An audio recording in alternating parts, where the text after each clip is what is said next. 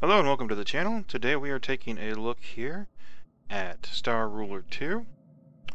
If you haven't played the original, it's a pretty good game. I have to say I did have some difficulty staying interested in it because of the lack of a, well, engaging UI. And of course the second one here has some trouble in that field.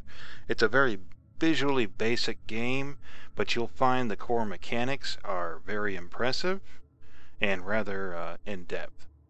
So, you might be asking what we've going on here. We just started a single-player game with several AI and several galaxies. In another video we'll go over the mapping and game options. What we've done here is basically you start out with one planet. I've disabled the starting fleets, and I'm actually using a custom government type, so you'll actually see a research bonus this government type comes with versus the other bonuses the other governments would come with.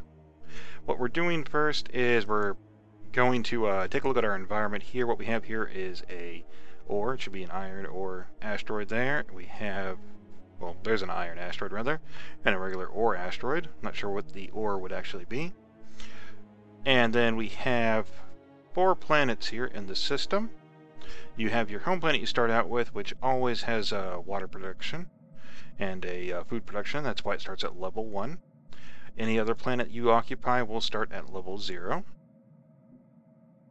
And what that means, we'll go ahead and send a colony over here. What that means basically is that you need to have either importing or maintaining itself with one source of water and one source of food. And there's a number of different types of food, of course. And what we did here in the planetary interface is we started building a mega farm. One of the first things you'll want to do is, of course, well, like this, you'll want to go ahead and queue up a mega farm. Actually, we'll go ahead and queue up 2 of them. And a hydro generator there. What this is this basically gives you a non-exportable resource of that type. So this counts as 1 food item, this will count as a second food item, this will count as a single water item. So the planet itself has 1 water generation and 1 food generation. And what this will do is it'll allow us to maintain level 1, export both of those resources because we'll have a food generated here and a water generated here. And then, of course, you need a second food source to maintain level 2 and a Tech 1 resource, which, of course, we'll have to expand outside of our system to get. Now, you'll notice our budget's kind of hurting right now. That's to be expected. There's more efficient ways to do this, basically, but let's just give you an example of how the game works here. So once these finish, we'll actually be able to start exporting. You'll see this is a negative, well, basically 500K right now. That tells you what the profit of the planet is. There's your population in billions. There's your pressure, which pressure basically means the influences that are forcing it to do different things. So say if you have several sources generating 3 things of research pressure, which means that they'll have all 3 slots filled up with the desire for their population to focus on research and technological advancement. It's kind of an abstract way to go about doing it, but it does work for the game. Wait for that to finish. You'll notice this will start going very positive once that's actually finished. Or it should.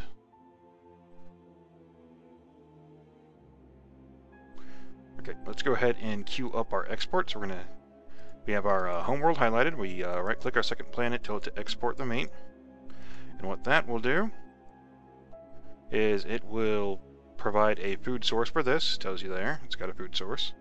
And now all it needs is 2 billion plus population, and it will upgrade from a level 0 to a level 1 planet. And then it'll go from negative 80K income to positive 80K. Look at our research options. Now the research tree is interesting. It's a clever way to go about doing research, because basically if you unlock this item here, you get the next step to unlock anything on the borders there, and so on and so such, so you can go different directions with it. It definitely needs to be refined. They need to have clear paths for different types of research. For example, let's see, you go into basically a business research over here to increase your gross overall income, and that would connect you to metallurgy, which increases your labor rate, your production as a planet, which is fine. That makes some sense logically. And of course, your infrastructure will increase as well, but then you go into ionization and energy sciences, you go into policies, diplomacies, militias, defenses. Some of it doesn't seem to really fit together. Another example is, of course, megacities go into construction and into Starforge, which has very loose framework basically together. It doesn't seem like Starforge would be the logical step after construction in megacities. It seems like that should be more of a space-oriented one. Another example, of course, is artificial planetoids. Should definitely come after Starforge, and probably after Ringworld as well. Alright, and then, look here at the diplomacy screen. We have no influence points to spend, but basically it's a kind of like a game within a game. It's a card system game, and you can actually play very effectively basing off of a diplomacy strategy. You can easily find yourself countering enemy fleets by annexing their supply sources and condemning their actions, and even forcing your opponent to withdraw or even just end a war altogether. Alright, so let's take a look at our second planet here. See, as we said, it is positive 80k. Now, what you want to do when you're expanding to other planets, first of all, these tiles here indicate developed areas that give you both a discount on the cost of the item you're going to build and a discount on its maintenance. Looking here on the building screen, the first listing is the cost for the initial build, and second one is for the maintenance to maintain it. So second one is actually your most important, but of course you have to have the money to build it first. So if we wanted to build a mega farm right here, it'd be 140k, and it'd be 110k a cycle maintenance versus 300 and 190, and then more so in different territories depending on what the actual structure you're trying to build on is. That appears to be the cheapest, so we'll go ahead and build that there. Now, for level 2, you require that second food source and that tier 1 material. So, of course, at some point, we're going to have to... Actually, we have a tier 1 right here. Okay, let's take a look at this here. What this is natural gas, and these different resources give different bonuses. So, in this case, it's energy generation, and it gives it to 3 pressure for that. So that's pretty good for developing energy along the way. Now we'll actually go back into our research tree. Now you have, economic-wise, you'll have budget increases and then special funds. Special funds are right then and there, and budget increases are constant. Your budget always increases.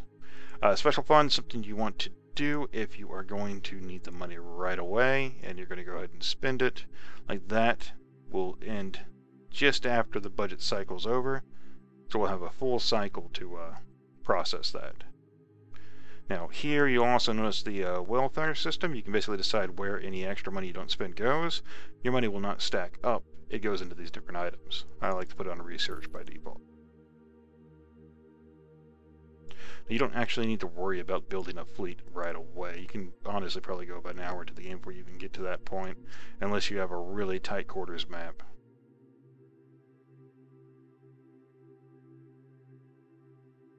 So what we have here is this mega farm is completing. We will build a hydro generator afterwards once those funds come in. And see, we can put it out here for a decrease in cost because it's in the water, or we can go up here for an increased cost in comparison, but also a decreased upkeep cost. Upkeep is more important, so we are going to put it there. Now that will make that planet self-sufficient and able to export its one water. There is terraforming in the game, and of course you have to colonize a planet as we have here. Before you can terraform it, there is a steep cost to actually do the terraforming action. But once you've done that, you can terraform it to any tier 1 item you want. So it is very beneficial basically to go ahead and terraform. So you can see there's a 400k cost to actually do the terraform. And any buildings you have on the planet will retain. They will remain until, well, indefinitely, basically. Alright.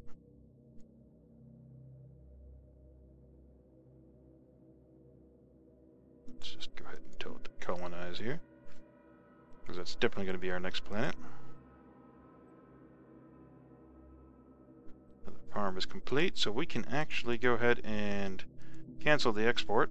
It doesn't give you any benefit to have the export going.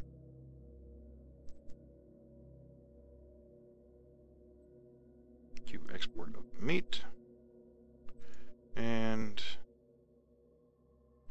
export of water. And that will get it up to level 1 once the population increases.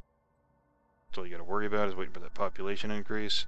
And this is not as bad as I've seen before, but it's pretty bad. Volcanic areas just completely suck altogether. It increases everything. So, for example, you're looking at 12170, and then deserts 300-190, and then it's 780-190, the volcanic area. Good news is, this planet has a moon. You'll see under the Projects tab, you can build a moon base, makes a separate area, decent size, you can build on it. It all comes pre-developed, so everything is at very good prices there. Not all planets have moons, of course. It shows you right there, it's got one moon. No moons, no moons, no moons. Now there's additional effects that some planets will have.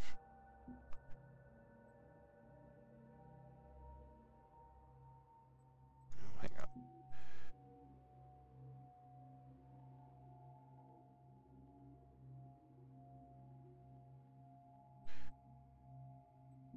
Alright, we will go ahead and queue that base up.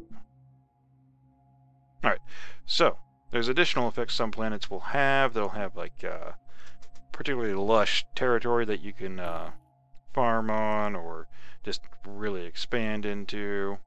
And then there is, of course, those items where they'll have not just moons, but they'll also have particular extra features that will give you like 1 energy production or 1 influence stake per turn.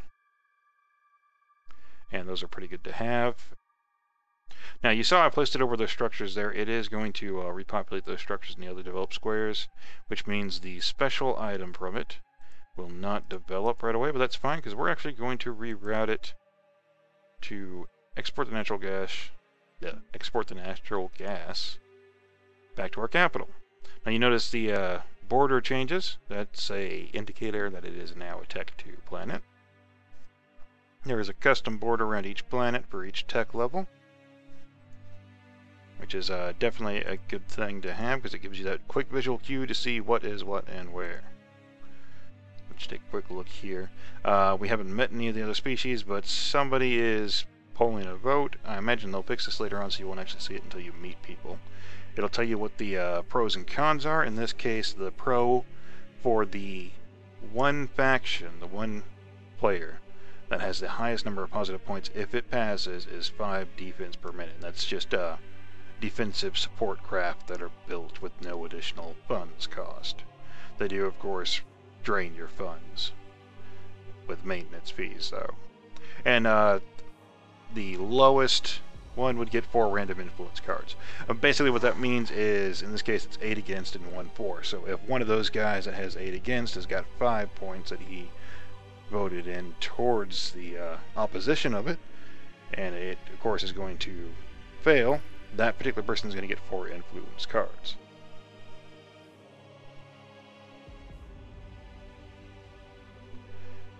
Now you're going to notice, well, obviously our budget is still adjusting here as the population adjusts. Alright, so look here, you'll see level 3 requires yet another food, another tier 1, and then a tier 2 resource. And this is pretty much the trend you're going to see at all levels. That's going to be standard. So you can always build another farm. They're always good to have. In fact, we'll build one right there because of the decrease in maintenance.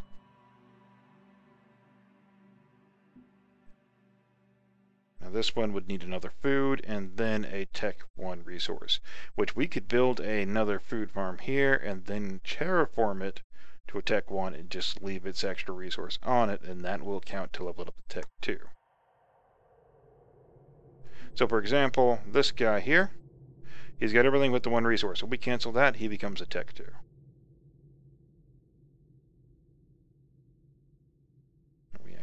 need to save up a little bit of money and get him a hydro dam. Or hydro generator, sorry. There we go.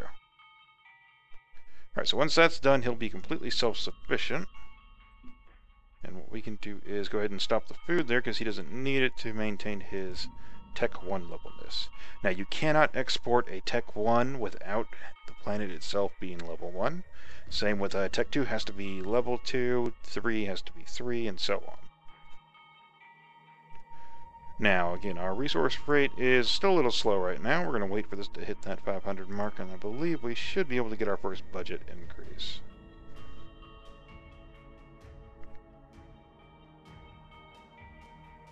Now, the energy it's given us is starting to pile up. It's pretty good because you can have some alternate options to purchase tech with it. And there's a number of different items out floating around in space that, of course, can be used to activate by energy with different options. Get an idea of this again, plus 2 energy per second for the win, and then 800k special funds for the blues. So basically you just vote however you want it to go. You do need to have influence points to play your cards. It tells you what your card actually needs, basically. So the weight of this is 4 plus or minus, whichever way you decide to go.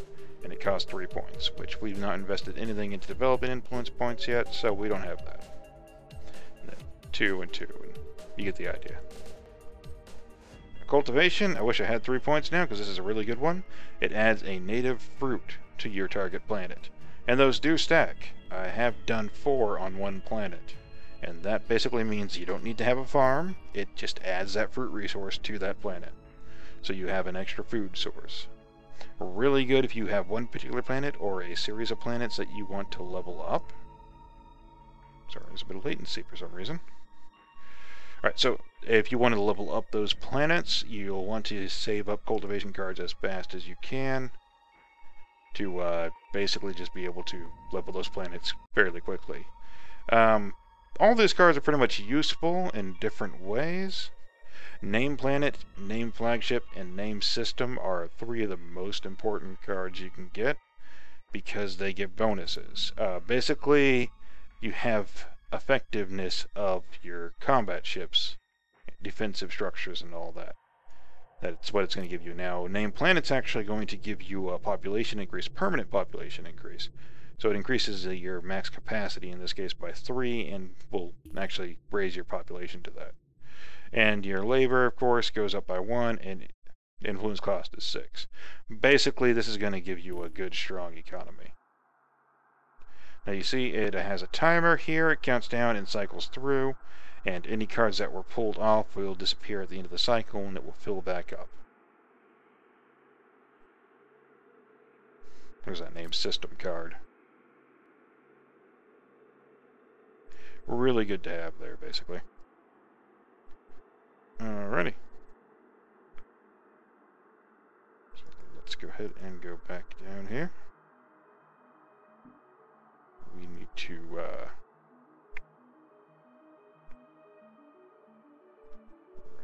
let's go ahead and build a research center, because we should really have some of these, especially when you have actual space for them like we do on these planets. Obviously not until the end of the cycle. Probably not for a couple more cycles in this one. A research complex, of course, is the easiest way to get research points.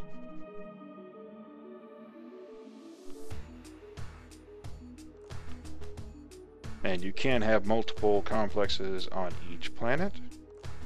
They do add up.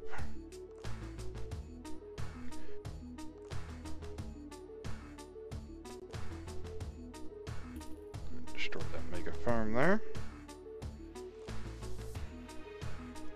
That will increase our budget there because it takes out the cost of that particular building. I'm hoping they're going to add it so it'll tell you how much each building costs when you either highlight or right click, as far as that particular unit's drain on your budget, because this one obviously is going to take a lot less because it was more developed when we built it. And this one, I believe, didn't actually have any development under it, so it's going to be rather expensive.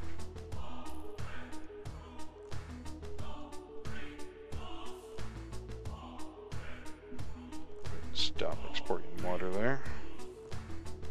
we wanted to come here and build a research complex there. Now, we're definitely going to fall behind in this game here because we're taking the time to explain it and not actually focusing like we should be. But that's fine. We just want to give you guys a general idea of how the game plays.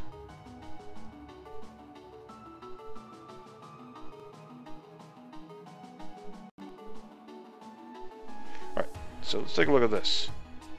It tells us that you'll basically get 500 bonus energy if you level it with or if you unlock it with your research points, or you can spend 500 and unlock it just to get the square unlocked. It doesn't give you any bonus in that regards. So basically, don't waste your time with it. It's solely to get your energy levels back up.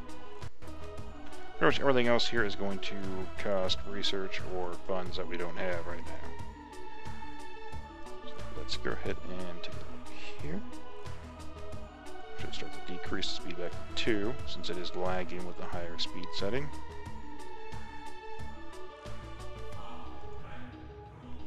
Build a research center there.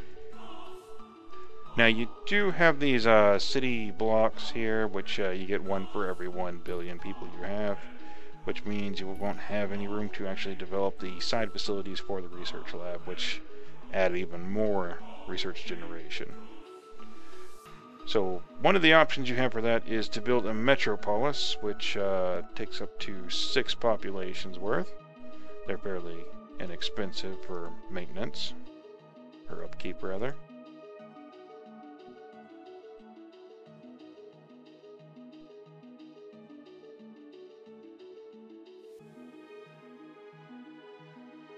See here we've got a 0.38 per second research increase off of this planet here. Our research is picking up, so we can go ahead and start increasing our budgets again. Or our budget, rather. Which is really great, because that's what we need to do. We're going to wait until it gets closer to the 1 minute mark, and then we'll start this one so we can have it on the next cycle.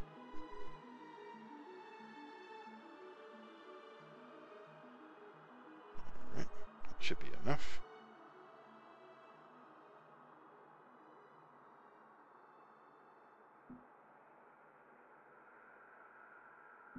Go ahead and colonize it. Now this is going to have 1 native food, so we can send our water from here or even from here as we wish.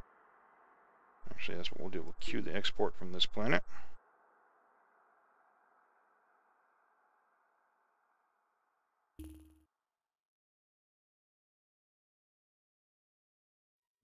And that means once he finishes up here, we should have a level 1 planet, which is another positive 80k once the population balances out. Speed that up.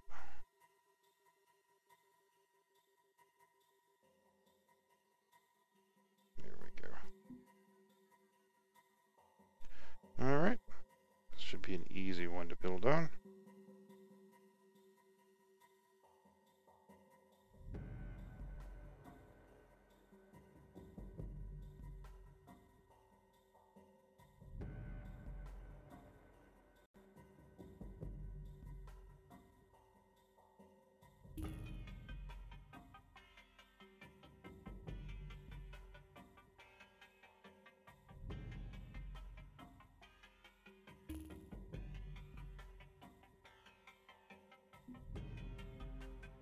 And ideally what you want to do with this is make sure your planets for level 1 at least are self-sufficient.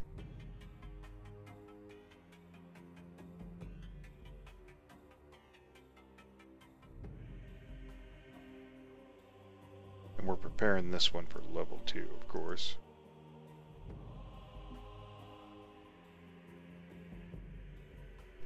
Now this one we're probably not going to have much development with. So we'll probably just convert this to a level 1. Or tier 1 resource, rather.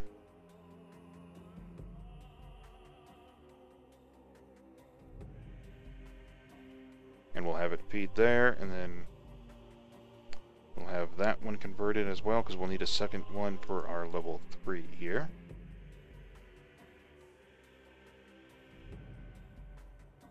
We'll look at our research options. We really want to get that budget increase. That's going to make all the difference for us.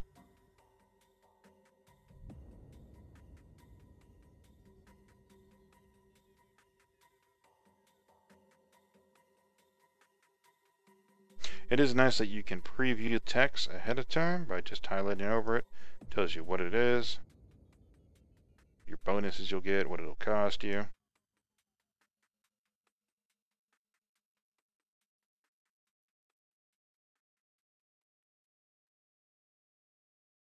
So we've got 2 more budget increases over here. If I recall, that's pretty much going to be the end of our budget options. There's not too much tech to research that will increase budgets. So a lot of it's going to come from your actual management of your planets and your trade system, which we're doing really horrible with. Actually, pretty bad compared to how I usually do. But we're doing kind of a rushed video here.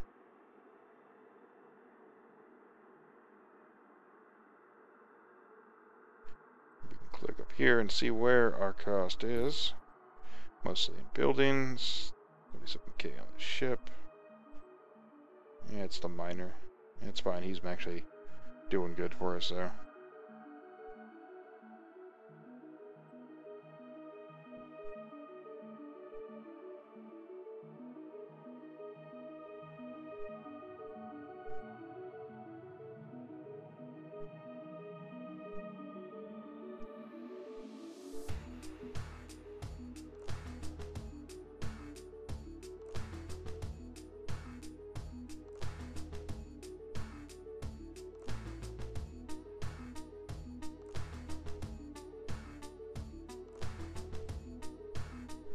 Research the next budget increase.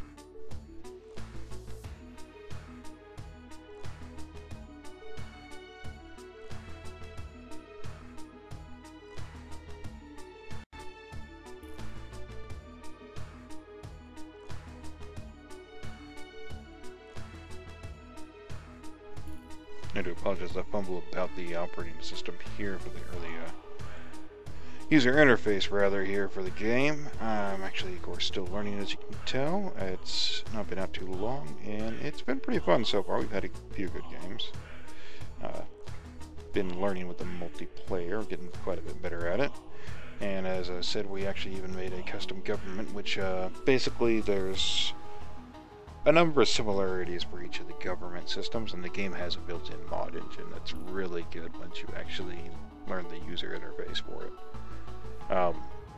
So there's a number of benefits for every government type, and what we wanted to do was go with something that was more or less on par with the existing ones that didn't seem overpowered.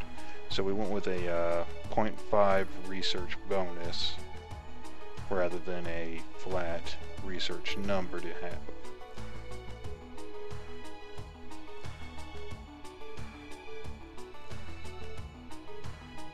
So this particular custom government has a small research bonus, which does add up, of course, over time, but the other ones tend to have things like closer asteroids, which gives them a massive advantage to producing ships.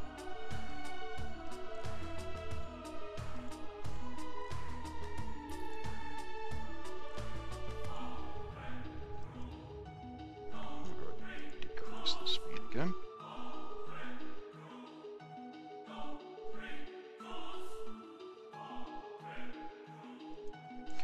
Let's see if we can go ahead and terraform this guy here.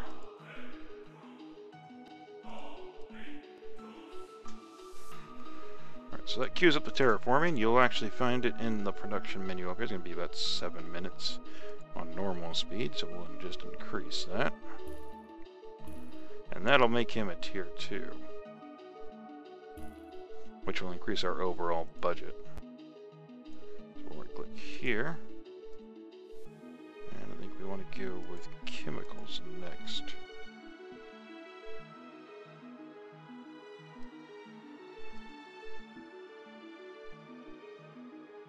It might have been plastic, something in it that would have been the better option. First, we'll find out soon enough.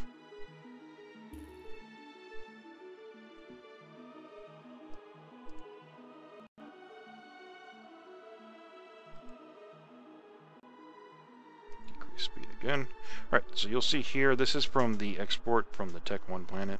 These generators, they add up basically, the more you have on your surface, the more energy production this planet is going to have, and the university is from the research lab. So that's why you need to have those research, or these improved tiles available. So we want to put this guy in. So there's not too much bonus we can get for him, so we'll put him over here. And that will allow our population to move 6 billion population basically into this area. But 30k upkeep cost, and also increases the amount of pressure this planet can have. So that means you can just throw more stuff at it basically. And the mega cities are even bigger and basically more encompassing, and you'll use those on your primary planets as you level up higher. Probably build a second research station. Most cost effective. You see it starts to produce the newly placed one as we took over its original spot.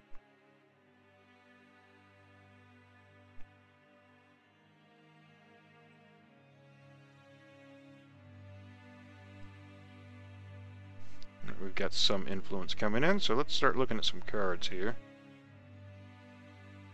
First, we're going to want to go ahead and name planet. We don't have the influence for that yet. Okay. So we shall wait for our influence to take over, and then we will name the planet.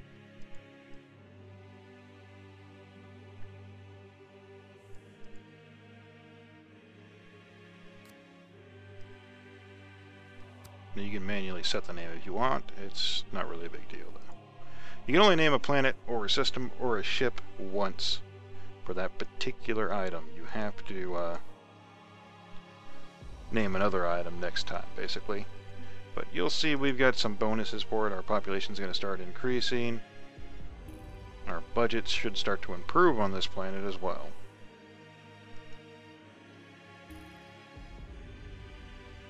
Now, a neat little feature is you can just build ships flat out, or you can actually go up here and hit construct a dry dock.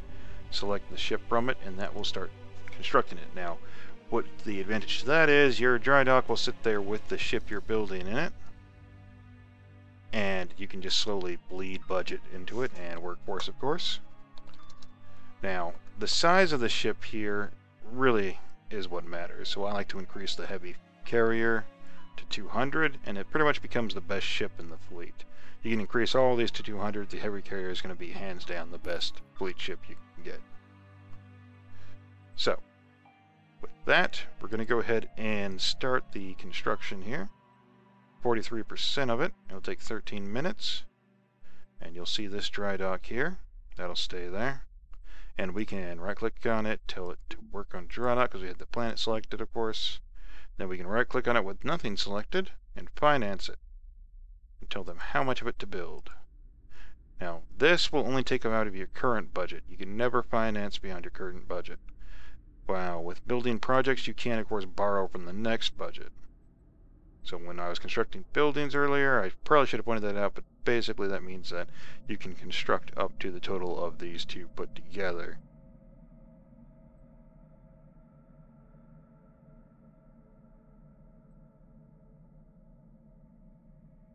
Now you see you don't have the extra ship expense for it until it's actually complete.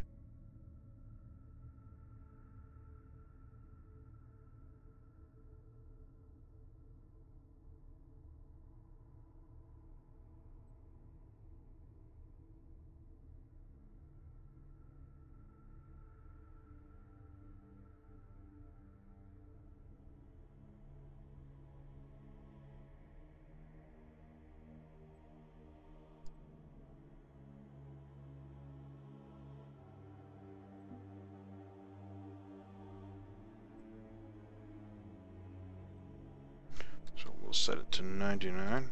I haven't tried to put a decimal in before, so let's find out. Yep, 99.9%. Actually, it looks like it rounded up to 100. So okay, it is going to finish it, basically. And then we'll have our carrier ready to go. Now, you don't want to send your ships out on their own. You do want to build a support fleet around them. That's pretty much the gist of it, is your capital ship, your flagship, is going to support a fleet. If you do it otherwise, you probably aren't going to get too far.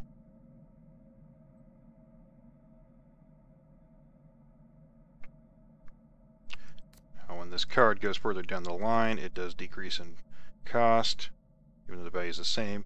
There's a 3-star system, so you have 4 levels total of a card's basically potency. We really want that named planet card. Those are really good to have. So we waited for it to get as slow as it could, and then bought it up. Now this one is a 2-star, so of course it gives us a 4 population increase instead of just 3 like the last one, which was 1 star, or 2, which is the default. Enhanced cards, which you just saw disappear, they will add a star to another card, up to the maximum of 3. And remember, since you can only use those name cards once on one item, and no other name card can be used on it, you want to try to enhance it as much as you can before using it. Alright, so this guy here, he's only positive 10k. And he needs another farm to get that Tech 2 level. But once that's done, he'll level up and start producing more money. Now, you see he's in negative pressure. That means he's got too much pressure going on for what he actually can support. And that just negatively affects everything in general for that planet. So once that finishes, you'll start to see the positive effects. Particularly in the form of the budget increase. Now here, they also need another food. So of course, we're going to do it the other way. And export meat straight to them.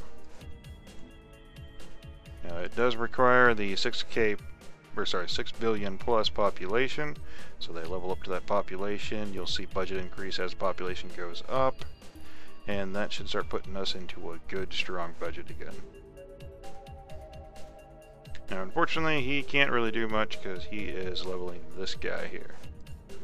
Now there's devices in the game you can get that are basically ways to construct extra planets wherever you want. You can construct more in this system here, and it works great that way.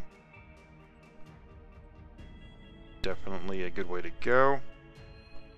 We'll go ahead and start researching that mega city because that's a really good option to have. So you can see you can research more tech than just one at a time. And that one next.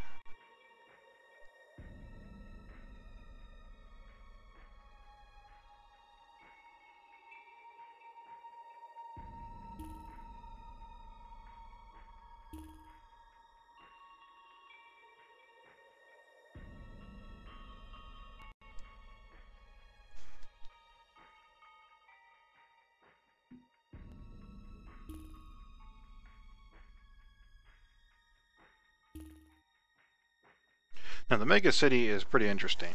Not only does it provide 9 population instead of the 6 of the metropolis, but you also get those increases on production for energy, influence, and research.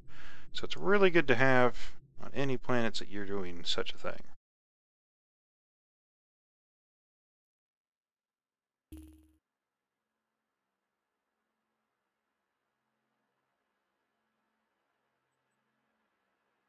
So we'll queue it up there. And then once the budget starts to balance out again, we'll actually put a research station on here.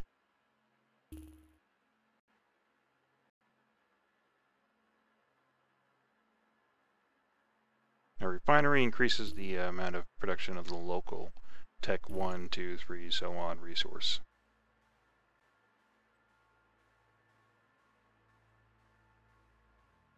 I know so far it seems like a lot of management, and pretty much it is.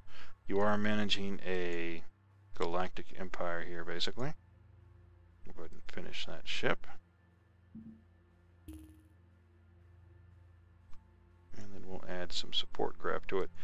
I would strongly recommend the missile boats. They're a good, solid build. And anything at range has usually got an advantage. And frankly, you'll see that a lot, especially if you start teching up towards range. So once this changes over, we'll actually be able to go ahead and build another farm. Throw it right And this one's also going to need a mega city, so that's going to be another problem to deal with.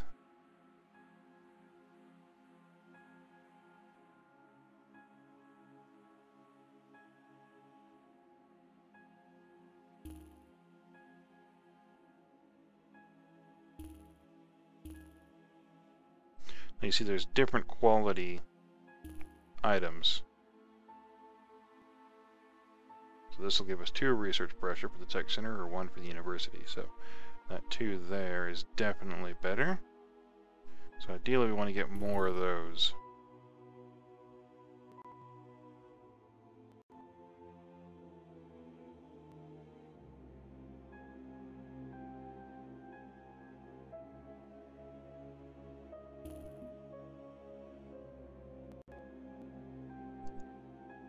Now, you have a lot of server settings, and what I did is I tweaked it up so that there's a lot of remnant fleets, which are basically NPC fleets from the Long Dead Empire. So you'll run into those in pretty much any system you run into with this particular setting, which is fine, because it's more or less how I like it. You can get good loot from them, it's a good strong fight, and it helps you really just weed out which designs are just too weak for actual combat.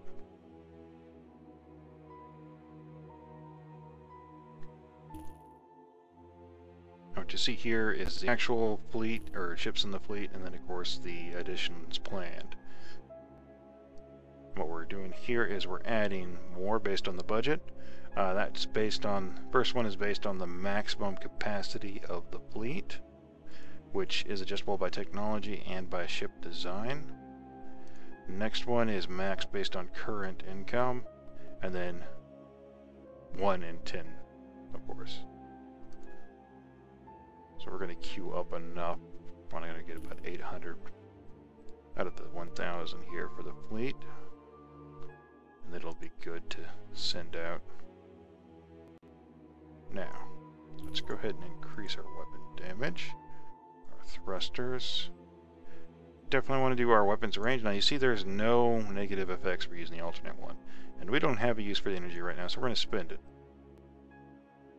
You also want to make sure you get some armor increases. And you can actually increase the fleet support, which is the number of ships you can carry in the fleet. So that'll increase it from that 1,000 onward. Supply is very important. When your supply runs out, it will automatically regenerate, but when it runs out, if you're out in the field, you're going to be pretty much screwed because you're going to lose a lot of your combat effectiveness.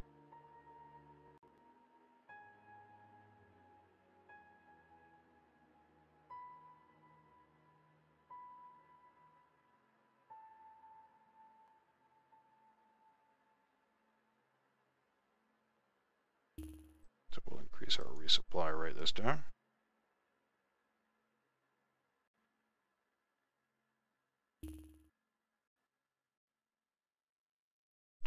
And fleet size. We'll let the rest just start to stack up. So let's take a look at the cards again here. Got plenty of influence points now, so let's get that cultivation. This is cheap right here. Somebody beat us to it.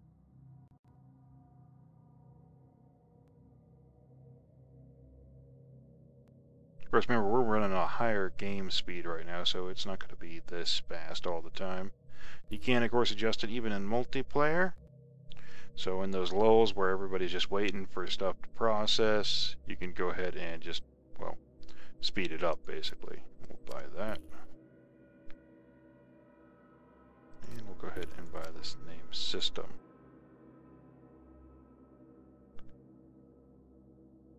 Give that enhanced card as well. Patriotic Surge is great. It gives you a decent sized free fleet. And now that we're actually able to get to it, let's go ahead and decrease our speed now. So we'll go ahead and activate Patriotic Surge here.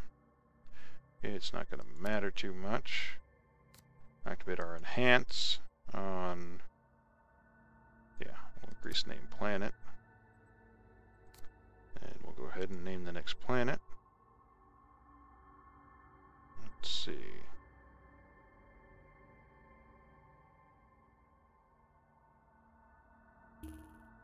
We'll name this one here. Name system. Which we don't have the influence for, but basically that gives us a 20% combat effectiveness inside the system. Actually, I think I might have used a cultivation card by mistake, or did we not actually get that one?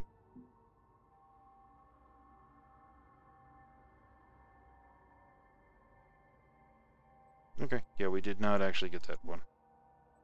Alright, so our fleet is fairly well built up. Let's go ahead and pick a system to send it off to. Now, there's a number of ways to FTL transport. And you can select that before you actually start the match and customize the Empire. But you can also sublight, which is what we're doing now, and it's fairly fast enough.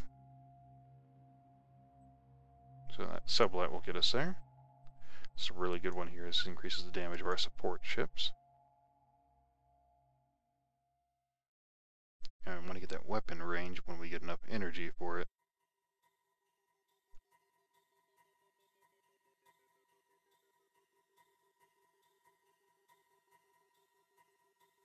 Okay, let's see. Our fleet is down here.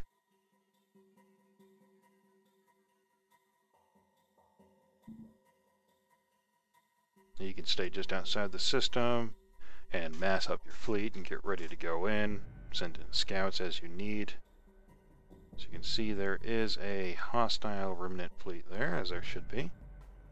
We'll go ahead and engage them. And they're protecting a mining base. So if we kill them, we'll have access to the mining base.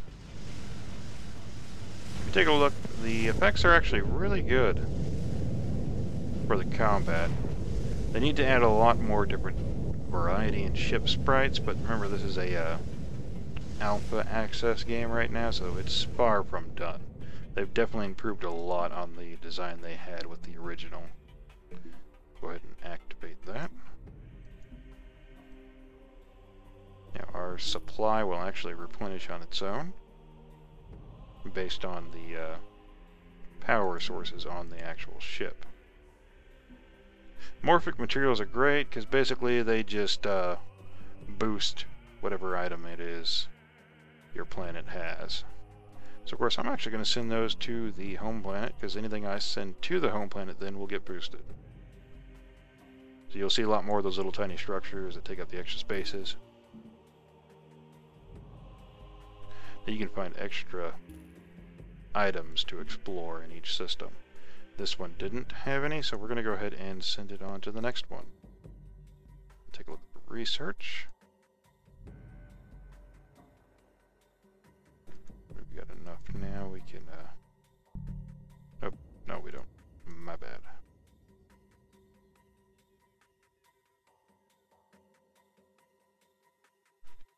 Doesn't look like we have any others that are just supply based. So we're going to have to worry about that. At least for a while here.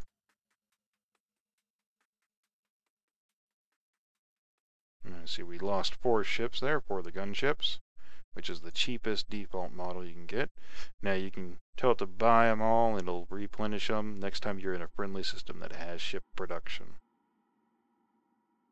What you have here is the health of your capital ship, your flagship, the overall strength of your fleet, and the supply that you have.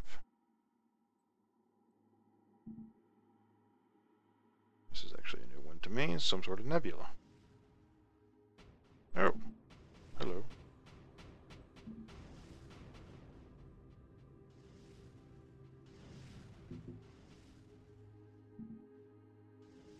Let's turn about.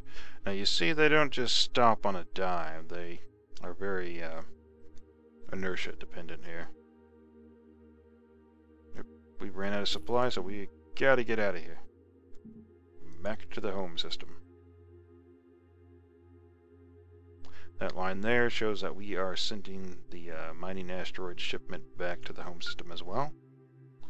You can see the actual damage on the ship. Damaged systems, which actually explains why we had no supply left. You see our fighting strength went down to, well, 6k basically. We zoom in here, we actually have most of the fleet still. You can tell up here we only lost 12 more ships. We'll go ahead and queue those up. We'll even queue up more ships in general. Almost have an entire fleet capacity full. Now, I'll actually cover the ship designer at a later time when I get more familiar with it. We've had some issues. Basically, I've done similar designs to, say, like the heavy carrier here, and coated the exterior with armor, just leaving room for weapons and engines, of course. And it had no survivability in comparison to the original heavy carrier, even of the same size. So there's definitely some more intuitive approaches for the ship designer that I've got to get down. So when I've got more experience with that, of course, we'll come back and do a video on it. Cover the basics and give everybody an idea of how to use it. But, of course, I've got to learn that first.